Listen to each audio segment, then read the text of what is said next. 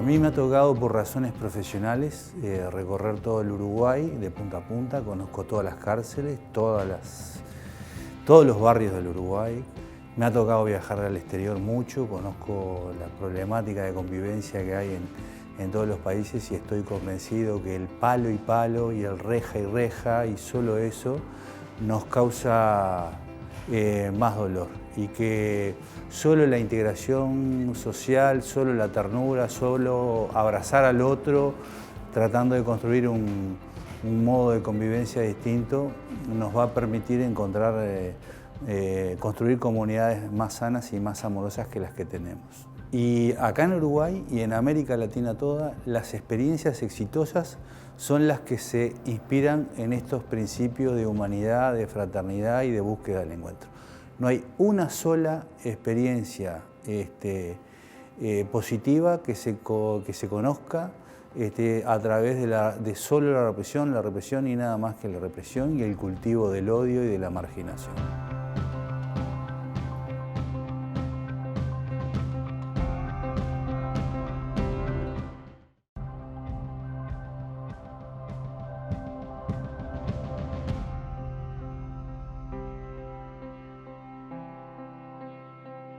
Para empezar, cuando hablamos de ciudad, no podemos pensar que la ciudad es neutra o que es inocua a las desigualdades sociales, ¿no?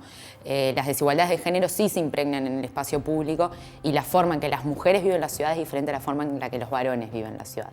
En realidad, la mayor inseguridad de las mujeres, por las características que tiene en Uruguay, sucede adentro de sus propios hogares, ¿no? Es en el ámbito privado donde las mujeres sufren mayores problemas de seguridad. En el espacio público, si bien la ciudad no es la misma, se van generando determinadas barreras a través de distintas formas de violencia, donde el acoso sexual callejero, por lo que hemos trabajado, el acoso sexual callejero es como la punta del iceberg de esas violencias, ¿no? Entonces, el 84,5% de las mujeres de entre 18 y 44 años de Montevideo dicen que alguna vez en su vida vivieron acoso sexual callejero.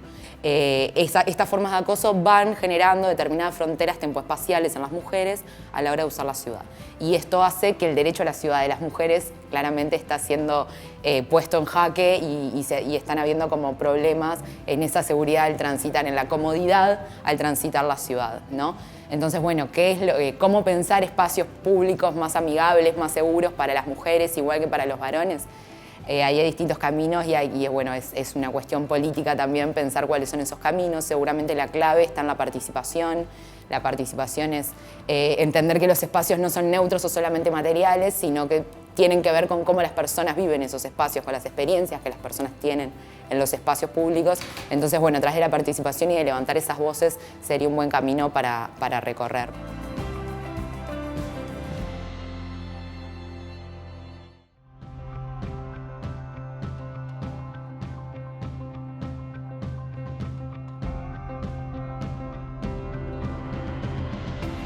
Mi trabajo me hace mejor persona.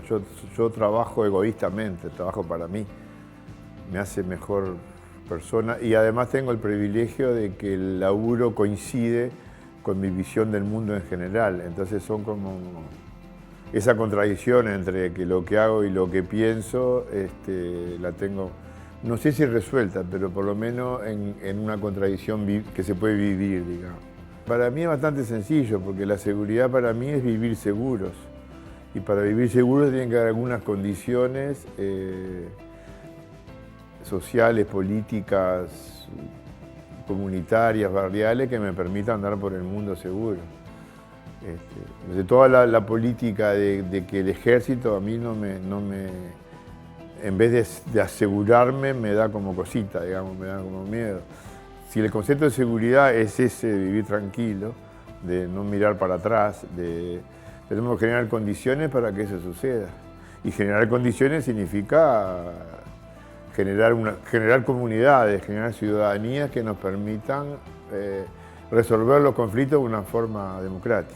Los conflictos van a existir, hay que resolverlos de forma democrática.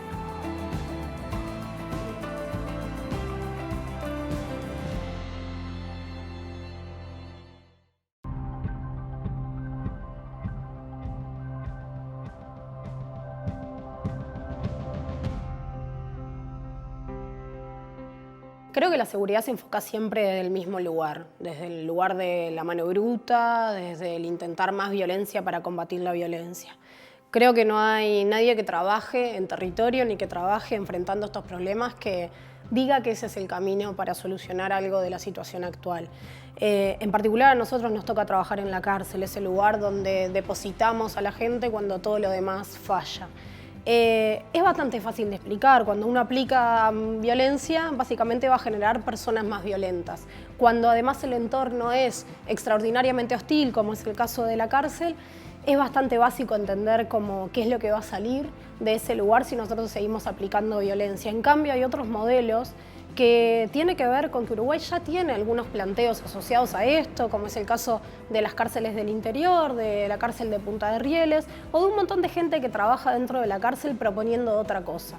¿Qué es esa otra cosa? Tratar a la gente como gente. Es bastante básico y es apuntar a que por un momento las personas tengan una oportunidad de vincularse de una manera alternativa a la violencia. Y eso funciona. Uno se da cuenta que funciona porque básicamente los conflictos se reducen, porque cambian las expectativas y porque las personas pueden empezar a pensar que un camino más allá de la violencia puede ser un camino interesante a navegar. Después tenemos que ver cómo desde la política social en el afuera existen esos caminos que sean una forma de vida y que esas personas puedan sostener esa forma de vida en el afuera, porque si no existe la política en el afuera y lo que está son las redes de crimen organizado u otras formas, bueno, ahí es bien difícil competir.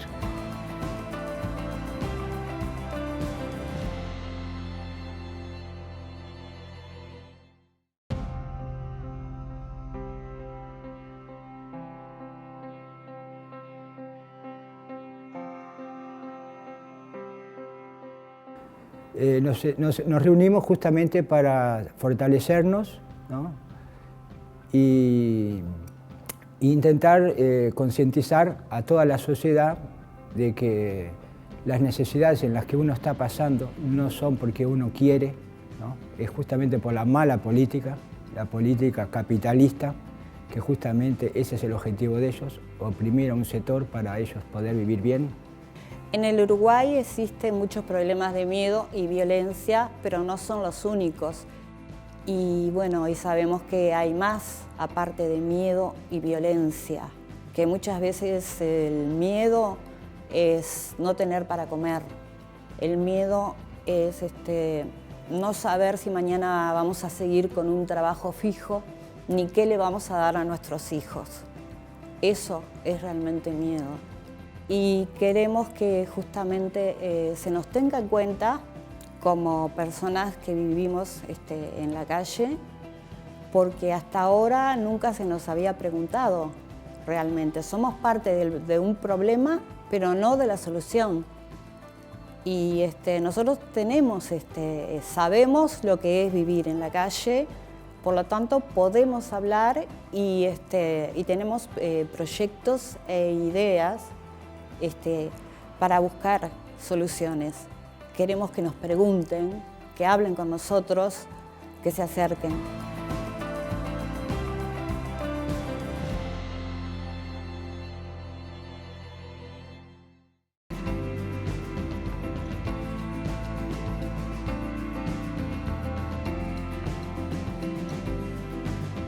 Me paro desde la historia personal, desde la historia colectiva, desde la idea de construir una humanidad en la que queramos vivir y no en la que queramos huir.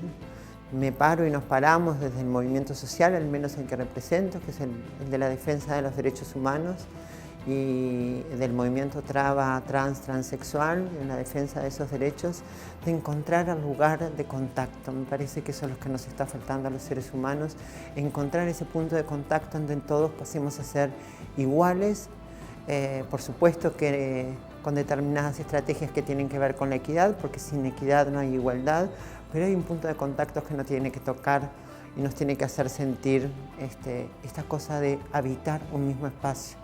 Construir comunidad me parece que es fundamental para construir una humanidad en la que, te repito, querramos ser todos y todas partes.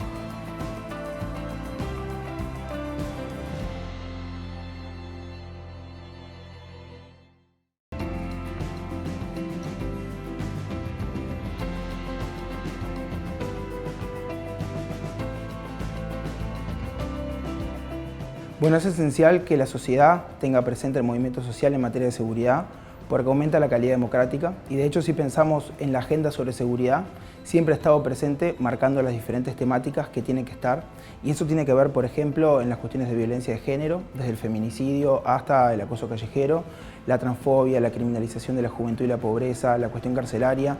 Todo eso existe y es concebido así porque el movimiento social ha estado presente. Pero también el movimiento social permite pensar la seguridad en clave de derechos humanos, buscando cambiar la cultura, no solamente en términos del individualismo que está presente, por ejemplo, en los movimientos fascistas en América Latina y en el resto del mundo, y de ese modo pensar en cómo podemos vivir seguras y seguros, pero también reconocernos en el otro y buscar la forma en las cuales podemos convivir.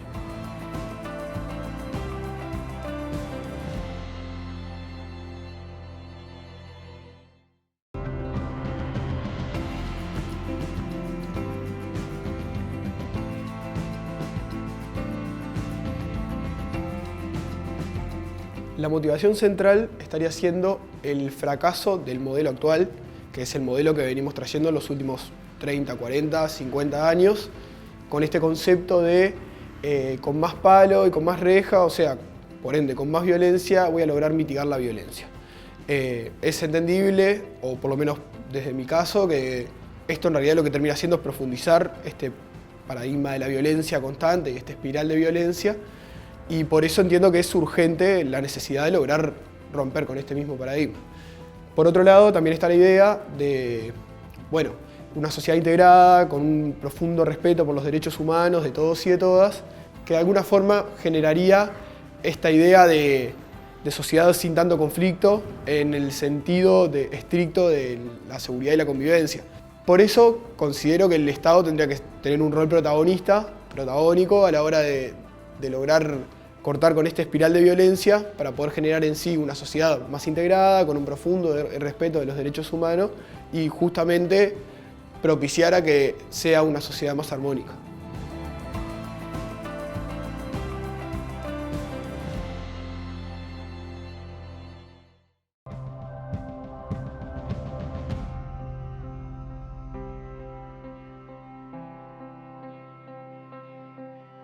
Hace mucho que estamos en esto, ¿no? Y vemos adultos que fueron niños y que hoy nos devuelven, que se sintieron personas, que pudieron experimentar el reconocimiento, algo tan básico como el reconocimiento de que el otro es una persona, es tan persona como vos, solo que, nació en otros contextos socioeconómicos y culturales. Entonces el tema del reconocimiento del otro como un igual es como la base. El tema de los gestos humanos, ¿no? que las intervenciones, que el vínculo sea humanizado, lo más humanizado posible. El abrazo, el reconocimiento, la sonrisa, la confianza. Yo creo que un poco somos todos así, ¿no? Si a mí me tratan con desconfianza y con desprecio, hay altas chances de que yo responda transformándome en una persona a la defensiva porque me siento amenazada. Ahora, si a mí me tratan como a una persona, voy a comportarme como una persona. Y un poco es eso, ¿no? Como la disponibilidad también afectiva, personal, para el encuentro llano con el otro. Y de ahí surgen siempre buenas cosas.